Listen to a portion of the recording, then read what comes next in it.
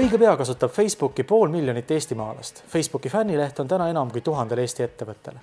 Uurisime ühelt suurelt ja ühelt väikeselt ettevõttelt, kuidas nemad Facebooki oma turunduses kasutavad. Üheks eesmärgiks on kindlasti brändi teadlikkuse parandamine, siis kindlasti ka kliendi lojaalsuse arendamine ja eks tagatoas kandub kõik kokku nii-öelda raha teenimise eesmärgil. Me üritame oma show'de pildid sinna üles panna ja natuke enda tegemistest teada anda ja vahest, kui on ka mingid üritused, et siis nagu neid üritame Facebooki kaudu turundada.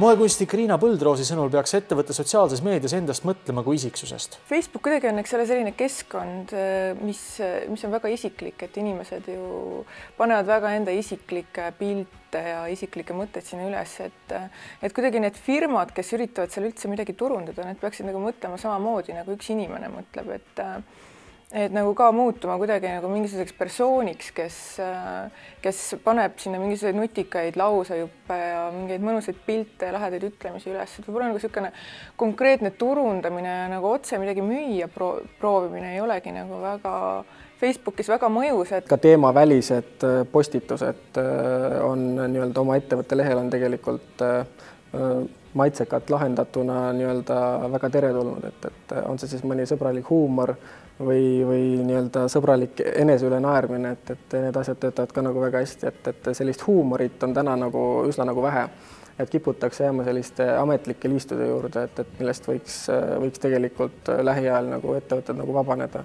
Kui üritame selle Embassy of Fashioniga samamoodi olla mingisugune isik, et tegelikult, eks ole, et me olemegi kolmekesi Aldo Järvsoo ja Ketlin Bachmann ja siis mina, et me olemegi konkreetselt selle lehekülje taga ja me ise kolmekesi kirjutame sinna vahest, eks ole, et mis meil parasjagu peas toimub või mis meil parasjagu siin ateljees toimub.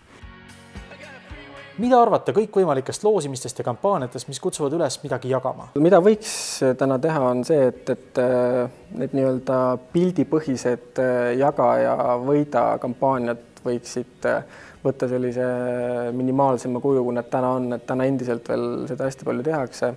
Et ma ise leian, et inimesed on sellest väga väsinud ja see otseselt nagu brändile mingit väärtust nagu juurde ei anna. Ma arvan, lihtsalt inimesed ei viitsi seda lugeda, et neid lõputuid mänge, mis midagi nagu keegi saab võita, et ei viitsi nagu lugeda, kui keegi neid jagab ja ei viitsi nagu ise neid jagada,